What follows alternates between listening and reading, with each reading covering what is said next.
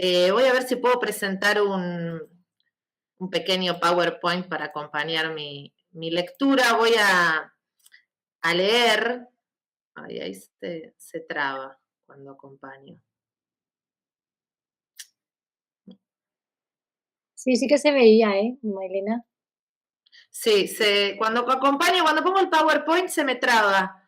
Sí, bueno, Entonces, sí, cuando pones el PowerPoint no los ves, pero ver sí que se veía bien. ¿se veía y se Sí, el PowerPoint escuchaba? se veía. Sí, Bueno, entonces lo hago rapidito. ¿Ahí me escuchan? Sí, lo sí. que pasa es que tú no nos vas a Ah, ver, pero te vemos, el PowerPoint se ve. O sea, que ten cuidado al pasar que te pasa las diapositivas. bueno, yo empiezo lo que voy a leer porque me parece que va a ser por ahí para no irme tanto de tema y cualquier cosa, si no se escucha o algo, por favor me avisan. Bueno, el trabajo se llama El curioso caso de las mujeres que invaden la literatura escénica, dramaturgas argentinas de principios del siglo XX, de la proliferación al olvido, y tiene como antecedente un trabajo previo sobre dramaturgas mujeres del siglo XIX, en Argentina puntualmente. Como bien explica Nora Maciotti, en las primeras décadas del siglo XX se asiste en Argentina a una proliferación de publicaciones periódicas teatrales, fenómeno que responde al crecimiento e institucionalización de lo teatral, pero también al fuerte surgimiento del periodismo y de la industria cultural, y con él a la profesionalización del escritor en un proceso importante de alfabetización ciudadana. Las revistas se convierten en medios masivos de comunicación que se sirven del teatro popular y efectúan así un contacto directo con los lectores espectadores. La obra se publica luego de su estreno, por lo que aquellos que se sintieron interpelados o conmovidos por la escena buscan el texto escrito como un modo de reiterar y o perpetuar las sensaciones perdidas por el acontecimiento efímero del teatro. Resulta muy interesante recabar la defensa del autor teatral que efectúan estas publicaciones y la puja con los actores que no respetan el libreto, señalando las ínfulas de capocómicos, el divismo o las intervenciones meramente mercantilistas del empresario. Pero lo que nos interesa resaltar hoy es que en esta proliferación de revistas teatrales puede rastrearse una gran cantidad de mujeres dramaturgas que producen teatro en Buenos Aires, Rosario o incluso en Mar del Plata, y que luego han pasado completamente inadvertidas en las historias o cánones teatrales tradicionales. En esas obras, las mujeres ponen en escena cuestiones de identidad y problemáticas en torno a la construcción de una subjetividad femenina en un contexto de opresión patriarcal, pero con imponentes marcas de una primera ola feminista que pisa fuerte y proclama derechos y libertades. Muchas de estas obras son absolutamente valiosas para explicar las peculiaridades del campo escénico nacional de principios del siglo XX en toda su complejidad y dimensión, y no solo en lo que atañe a autores canónicos y masculinos. Pero sin embargo han sido sometidas a un proceso de silenciamiento e invisibilización como si no hubieran existido, producto de un doble prejuicio de género y de calidad. Nuestra hipótesis sostiene que en las piezas teatrales escritas por mujeres aparecen cuestionamientos en torno a los roles de género y a las desigualdades imperantes, así como también se instauran polémicas y discusiones como un campo de batalla en el que se ejercen microluchas con respecto a la subjetividad femenina. Estas mujeres escribían y estrenaban teatro en forma asidua, algunas también practicaban otros géneros literarios y sobre todo la prensa, y empleaban el escenario en búsqueda de lo que Griselda Gambaro empezó a reclamar hacia fines de los años 70 del siglo XX y concretó en un artículo de 1988. Ella decía, los hombres siempre han escrito sobre las mujeres, en nuestro teatro bastante peyorativamente. Pocas son en teatro las mujeres que hablan de las mujeres. Sentadas en las rodillas del ventrílocuo, las mujeres siempre fueron habladas para decir así son. Como ya ha ocurrido en la novela y la poesía, también en teatro, saltarán de esas rodillas tan grandes, tan benévolas, tan injustas, para caminar por su cuenta diciendo así hablo, así somos. Este trabajo se encausa, como dije, en una investigación previa que desmanteló la producción de dramaturgas argentinas del siglo XIX, nunca reeditadas ni puestas en escena. Lo llamativo es que en el siglo XX ocurre algo similar con las mujeres, al margen de las dos más reconocidas, cuya labor teatral fue recuperada de un tiempo a esta parte, en general por críticas mujeres, y sobre la base también de otros aspectos de las autoras que exceden lo puramente teatral. Me refiero a Alfonsina Storni y a Salvadora Medina Onrubia, que son las dos más recuperadas de este mismo periodo del que estoy hablando ahora. De todas ellas, hoy elijo detenerme en Dina Torrá, una autora de la que no sabemos prácticamente nada en términos biográficos. Sin embargo, publicó y estrenó por lo menos 3 obras entre 1923 y 1928. Todas aparecen en Bambalinas, una revista que comienza a publicarse en 1918 y se extiende hasta 1934, y que la propia revista se enorgullece en más de una oportunidad de afianzar el Teatro Nacional. Dice, Bambalinas publicará todo el repertorio del Teatro Nacional, o la publicación de Bambalinas significa el afianzamiento de nuestro teatro. Las obras en cuestión son Por la plata baila el mono, de 1923, las de Dina Torrá, Algún día será verano, de 1926, y Platita, ¿para qué te quiero?, de 1928. En este caso, como se advierte ya desde el título, la autora, además de reflejar la situación de las mujeres en el peculiar contexto de producción de las obras, se encausa en una genealogía que cruza los procedimientos propios de un realismo heredero del naturalismo más crudo, junto con los intereses de autores vinculados al llamado grupo de Boedo. Es decir, aunque por momentos incorpora el humor, sus propuestas son de un descarnado realismo y su mirada crítica está puesta de manera punzante en la descripción de la miseria económica y humana, esta última en general estimulada precisamente por la miseria económica. Lo que resulta llamativo es que la segunda obra que mencionamos de Dina Torrá, por ejemplo, se publica el mismo año en que Roberto Ar publica El juguete rabioso, o que para cuando escribe Por la plata baila el mono, La Ferrer ya había estrenado con gran éxito en 1908 las de Barranco. Sin embargo, cuando esta misma crudeza brota de la pluma de una mujer, las alarmas se encienden. Cuando Laura Fernández Cordero analiza la revista anarcofeminista La Voz de la Mujer, caluroso semanario porteño firmado por mujeres en 1896, se detiene de manera particular en la irreverencia que significa el uso de la lengua. Las críticas sobre los textos de estas mujeres indican que son feroces de lengua y pluma. Algo parecido sucede cuando Borges señala, no sin sorna, las chillonerías de comadrita de Alfonsina Storni, o cuando a Juana Manso la acusan de usar barbarismos. Decidir el lenguaje es decidir lo que somos, dice Liliana Bodoc en una hermosa conferencia que se ha publicado reciente y póstumamente, y esta idea un poco sirve para pensar el uso de la lengua que deciden estas mujeres.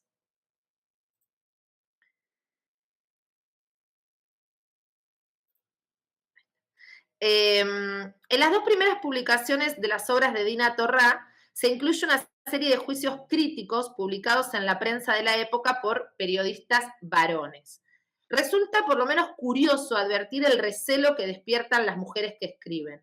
Hay una necesidad del varón de colocarse en el rol de corrector. Es el que tiene la potestad de juzgar y aprobar o no estos deslices del género. Dice, por ejemplo, una de las primeras críticas que aparecen antes de la publicación de la primera obra de Torrá. La señorita Torrá, por copiar realidades, se ha extralimitado un poco. Nos ha ofrecido una obra interesante, sí, pero de una crudeza excepcional, y por qué no decirlo desagradable. La falta de sensibilidad de la señorita Torrá podría prestarse a más de un comentario. Y acá viene el título de mi ponencia. Es curioso el caso de las mujeres cuando invaden la literatura escénica. Si se trata de hacer realismos o decir crudezas, sobrepasan holgadamente todas las audacias masculinas. Y viceversa, cuando un escritor se especializa en mostrar la sensibilidad femenina, y cuántos abundan en la viña del Señor, dejan atrás, pero muy atrás, a toda la cursilería romántica de la más ingenua joven soltera. El teatro nos brinda así estos ejemplos de inversiones puramente literarias. Se hace difícil concebir cómo es posible que un temperamento femenino haya creado el tipo de aquella madre. Se refiere a Sirena, que es la protagonista de Por la plata baila el mono. Lo interesante de esta cita, que la resumí porque es bastante más larga y jugosa, es la tensión que se revela en el crítico entre la admiración y el rechazo. De hecho, celebra su valentía modestia, sus dotes de observación y viveza en el diálogo, y hasta admite que en su discurso a final de obra demostró condiciones oratorias que ya las quisieran los autores más fogueados en estos lances. Pareciera que estos críticos quedan perplejos, atrapados en la encrucijada de no saber dónde encajar a estas mujeres que demuestran un evidente talento, pero que a su vez no son, y sobre todo no se expresan, como se espera que las mujeres lo hagan. Hacen un uso irreverente de la lengua, un uso feroz, el mismo que se tolera en la Ferrer o en Art, pero que escandaliza más de la cuenta si sale de los labios de una mujer. Para la siguiente publicación, la de Algún día será verano, una obra de 1926, también se incluyen en la publicación de Bambalinas dos juicios críticos, uno de última hora y otro del diario Crítica. No los puedo reproducir en su totalidad por una cuestión de tiempo, pero el de última hora empieza diciendo: ante todo lector, no creas que vamos a hacer cátedra de feminismo. Las mujeres con indumentaria varoniles nos revientan. La mujer sin feminidad es un caldo sin sal. La marimacho es soportable en el deporte si es experta. En el resto de su vida es insufrible como un dolor de muelas agudísimo. Pero este recelo tan generalizado ha reflejado injustamente en otro tipo de mujer interesante, en la mujer que, sin perder su feminidad, cultiva la literatura. Sin buscar otras justificaciones, nos declaramos simpatizantes con la mujer que escribe para el teatro, si lleva en su íntimo ser un poco de sagrada inquietud y deja en sus páginas ingenio, cultura o belleza. Luego de dar toda una extensa justificación acerca de las mujeres que escriben, el crítico se pregunta con aparente genuina inquietud: ¿por qué la prevención con las mujeres escritoras? Así se llama, de hecho, la crítica. En este caso señala cómo la crítica no ha sido amable con Dina Torrá, a quien evidentemente destaca por sus cualidades como dramaturga. En la reseña del diario Crítica también se la elogia, se dice: destacada la rigurosidad artística de los propósitos de la autora, nos queda por encomiar la agilidad del diálogo y la exactitud de muchos trozos que revelan en la señorita Torrá una persona apta para cultivar el teatro. Estas notas periodísticas revelan entonces, por un lado, como ya hemos señalado, esa tensión entre admirar la labor de una obra y a la vez admitir que se trata de una pluma femenina. Por eso siempre las aclaraciones, las justificaciones y los consejos avesados de quienes ocupan el púlpito del saber. Y por otro, dan cuenta de que la presencia de estas mujeres, en este caso el de Dina Torrá, pero se repite con otras dramaturgas, fue tan contundente como olvidada por las historias posteriores. Con la salvedad de Beatriz Seibel y de una antología de María Claudia André, que en el año 2010 recupera alguno de estos textos, ninguno de Dina Torrá, pero sí de otras dramaturgas, la presencia de estas mujeres ha pasado completamente inadvertidas. De hecho, han sido olvidadas de manera deliberada. La historia del teatro es la historia de los hombres que escribieron teatro. En este sentido, sería factible responder la apreciación de Gambaro y afirmar que las mujeres sí saltaron de las rodillas del ventríloco, pero que precisamente por ello pagaron las consecuencias del ostracismo.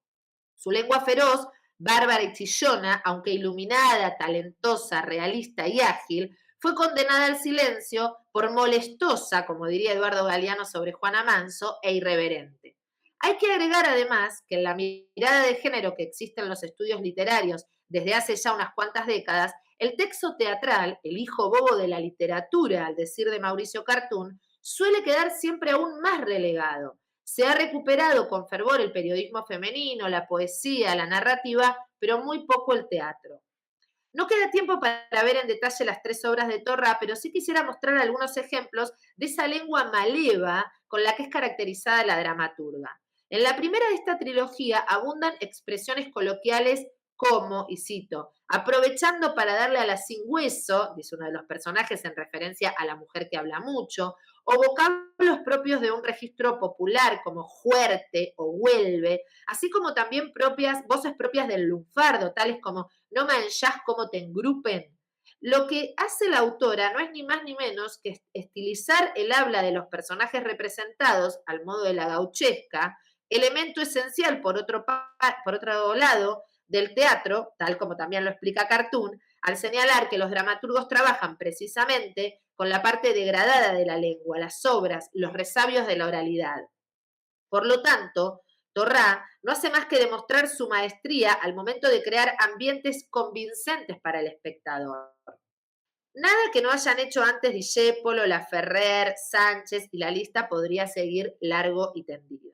Lo verdaderamente escandaloso debiera ser la situación de explotación a la que están sujetas las mujeres, cuya única salida posible parece ser destinar su propio cuerpo como mercancía, y lo que ocurre cuando alguna de ellas se opone a tal designio. Eso es lo que cuenta Por la plata baila el mono, muy en sintonía, repito, con las de Barranco de la Ferrer. En el caso de Algún día será verano, Torrá insiste en la miseria y ahonda en la paupérrima situación de una urbe sobrepoblada con los cruces lingüísticos de la inmigración de la época. Ahora el padecimiento tiene que ver con la figura del artista fracasado e incomprendido que arrastra consigo a toda su familia, al estilo de Stefano, de Discépolo, que aparecerá 2 años después de la obra de Torrá. Aquí se trata de un escritor que no logra ser publicado porque, y lo dice textual la obra, solo editan obras de Lugones y de algún ex socialista a la moda. Lo que recuerda, por supuesto, también las producciones de Roberto Art, en particular el cuento Escritor fracasado, incluido en El Jorobadito, los cuentos publicados en 1933. En esta Disculpa, pieza, Milena, sí, disculpa, ya estamos en el tiempo, para que dé bueno, tiempo al resto de también participantes. bueno, muy bien. Entonces cierro solamente diciendo eh, que hay un uso de la lengua irreverente en estas obras de Torrá, que es una autora de la que prácticamente no sabemos nada, que no ha sido recuperada y que tal vez cerraba recuperando una otra frase también de Gambaro, donde ella dice que a veces las mujeres heredamos el discurso del poder y lo repetimos, que en algún punto eso tal vez fue lo que ocurrió con Torra en el sentido de que ella se encausa en una genealogía masculina de todos estos autores que ya mencioné, que puede ser eso, pero que también puede ser que ella formó, digamos, innovó y que sin embargo fue olvidada y sí recuperada el resto de los hombres. Pero bueno, muchas gracias por el tiempo.